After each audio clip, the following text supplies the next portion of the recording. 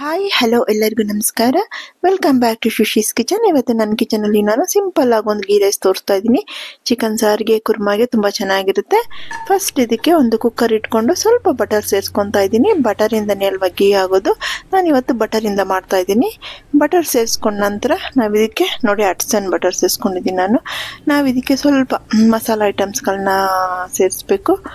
Hole garam masala items ನೋಡಿ ಈ ಥರ ಚಕ್ಕೆ, ಲವಂಗ, ಏಲಕ್ಕಿ, ಸ್ವಲ್ಪ ಜೀರಿಗೆ ಮತ್ತು ಒಂದು ಅನಾನಸು, ಒಂದೆರಡು ಬಿರಿಯಾನಿ ಎಲೆ ಸೇರಿಸ್ಕೊಂಡು ಸ್ವಲ್ಪ ಫ್ರೈ ಮಾಡ್ಕೊತೀನಿ.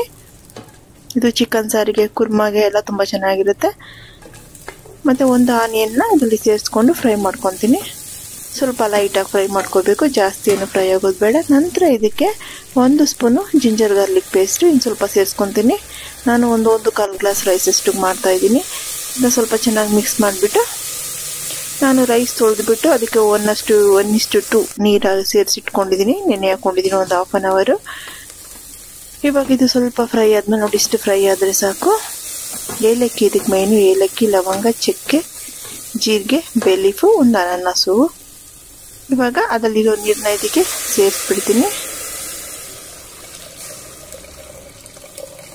ನೋಡಿ ಎಲ್ಲ ಬಸ್ಕೊತಾ ಇದ್ದೀನಿ ನೀರು ಫುಲ್ಲು ಸೇರಿಸ್ಕೊಂಡ್ಬಿಟ್ಟು ರೈಸ್ ಹಾಗೆ ಇಟ್ಕೋಬೇಕು. ನೀರು ಬಾಯ್ಲ್ ಆಗುವಾಗ ನೋಡಿ ಇವಾಗ ಸಾಲ್ಟ್ ಸ್ವಲ್ಪ ತುಂಬ ಜಾಸ್ತಿ ಹಾಕ್ಬಾರ್ದು. ವೆಜ್ ರೈಸ್ಗೆ ಟೊಮೆಟೊ ಬಾತು ಸೇರಿಸೋ ಥರ, ಯಾಕಂದರೆ ಗ್ರೇವಿನಲ್ಲಿ ಇರುತ್ತಲ್ವಾ, ಸ್ವಲ್ಪ ಸೇರಿಸಿದ್ರೆ ಸಾಕು. ಕುದಿಯುವಾಗ ರೈಸ್ನ ಮಿಕ್ಸ್ ಮಾಡಿಬಿಟ್ಟು ಸ್ವಲ್ಪ ಕಸೂರಿ ಮೇಥಿನ ಈ ಟೈಮಲ್ಲಿ ನೀವು ಸೇರಿಸ್ಕೊಂಡು ಕುಕ್ಕರ್ನ ಲಾಕ್ ಮಾಡಿಬಿಟ್ಟು 2 ವಿಷಲ್ ಬಂದರೆ ಸಾಕು. ನಿಮಗೆ ಸಿಂಪಲಾಗಿ ಒಂದು ಗೀ ರೈಸ್ ರೆಡಿ ಆಗಿಬಿಡುತ್ತೆ. ಚಿಕನ್ ಸಾರಿಗೆ ಕುರ್ಮಾಗೆ ತುಂಬ ಟೇಸ್ಟಿಯಾಗಿ ತುಂಬ ಸಖತ್ತಾಗಿರುತ್ತೆ. ಮಾಡಿ ನೋಡಿ, ತುಂಬ ಈಸಿಯಾಗಿದೆ. ನೀವು ಮಾಡಿ ನೋಡಿ ಹೇಗಿತ್ತು ಅಂತ ನನಗೆ ಟೇಸ್ಟ್ ನೋಡಿ ತಿಳಿಸಿ ಆಯಿತಾ. ನೋಡಿ ಎಷ್ಟು ಸಖತ್ತಾಗಿ ಬಂದಿದೆ. ನೀವು ಮಾಡಿ ನೋಡಿಪ್ಪ. ನನ್ನ ಚಾನಲ್ ಸಬ್ಸ್ಕ್ರೈಬ್ ಮಾಡಿ. Thank you.